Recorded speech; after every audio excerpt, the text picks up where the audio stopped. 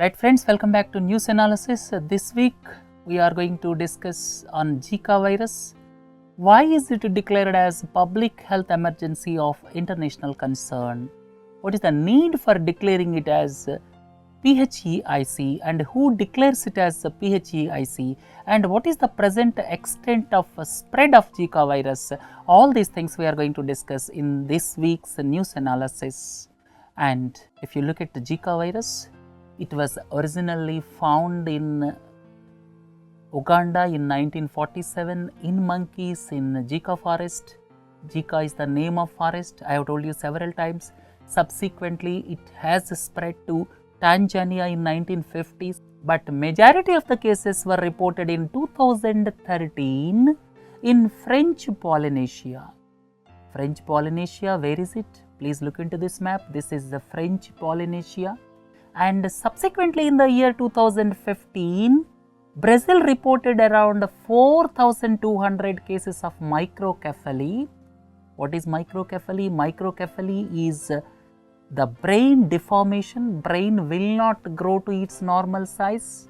As 4,200 people were born with microcephaly in Brazil, this Zika attracted the attention world over. There are several reasons why it has not attracted world's attention previously.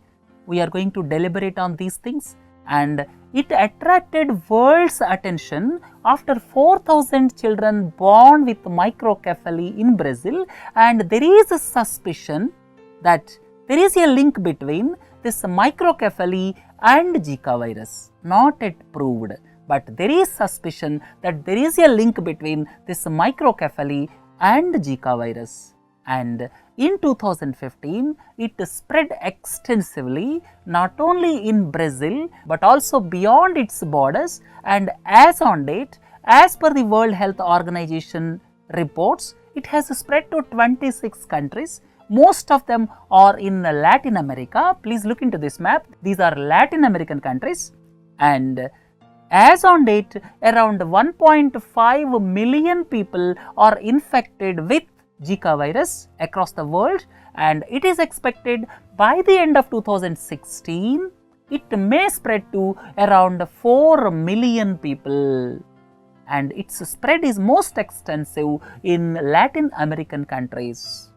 And if you look at what exactly is Zika virus, this is caused by Aedes mosquito, which also causes dengue, then chikungunya and yellow fever. The mosquito which causes diseases dengue, chikungunya and yellow fever, also the carrier of this Zika virus. And 80% of those infected with Zika virus remain asymptomatic. What is the meaning of asymptomatic? There will not be any symptoms.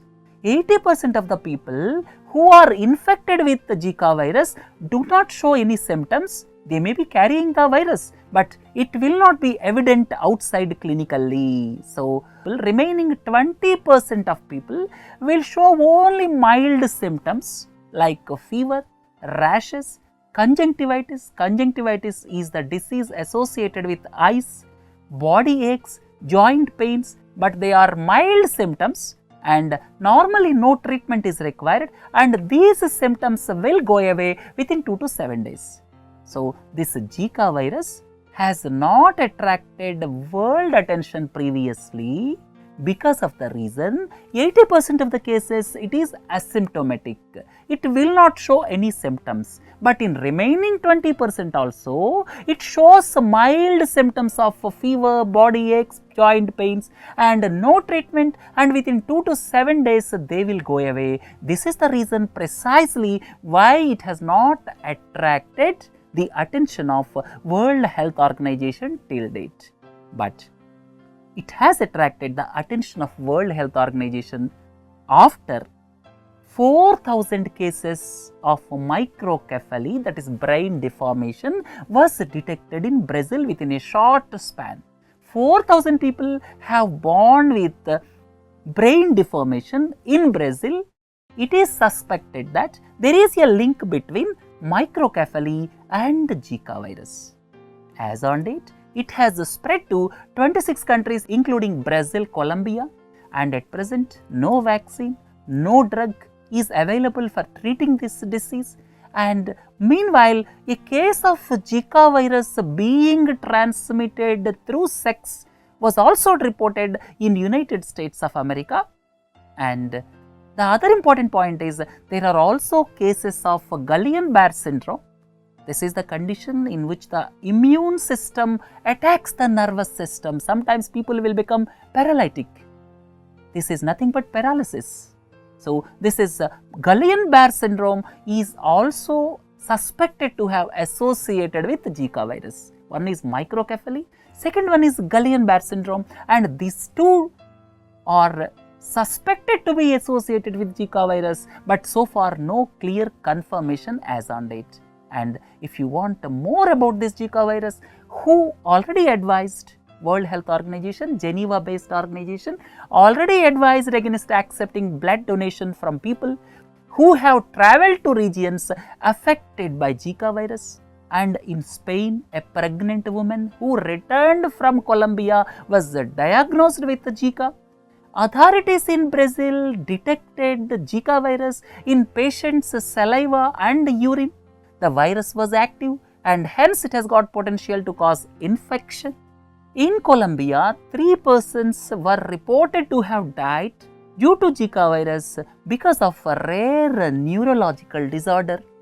And United Nations urged countries hit by Zika virus to let women have access to contraception or abortion, but several Latin American countries or Catholic countries and have very strict abortion and contraception laws, and this may come in the way of United Nations instructions.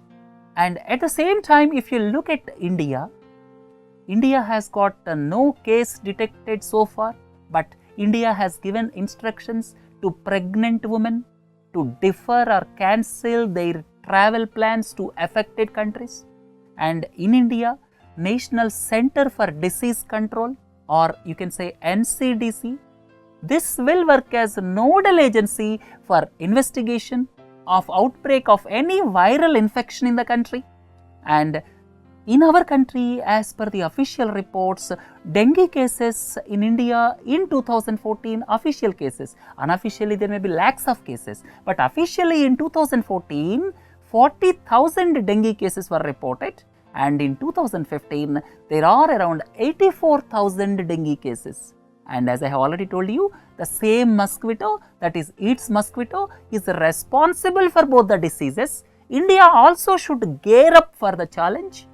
And if you look at the laboratory tests, Pune based National Institute of Virology will be the apex laboratory, and at the same time ICMR, Indian Council of Medical Research, would provide another 10 laboratories to facilitate testing across the country. So, this is about the present status in India.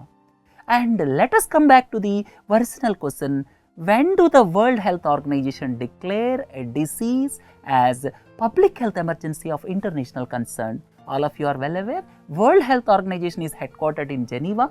It is the specialized agency of United Nations, and its charter came into existence on 7th April 1948, which we celebrate as World Health Day. World Health Day is celebrated on April 7th, the date on which the constitution or charter of World Health Organization came into force. And World Health Organization, please don't forget, declared Ebola as the PHEIC almost 1.5 years ago. It declared after the outbreak in West African countries, and 3 countries were badly affected by Ebola. All of you are well aware. Sierra Leone, Guinea and Liberia were worst affected because of Ebola in 2014, and Ebola was declared as PHEIC then, and now Zika is declared as PHEIC. And for declaring any disease as public health emergency of international concern, 2 conditions are to be met. The first condition is when a disease constitutes a public health risk to other countries through international spread. When a disease crosses the boundaries of country of its origin. In this particular case, it already spread to 26 countries. That is one reason. Second reason is when a coordinated international action is required.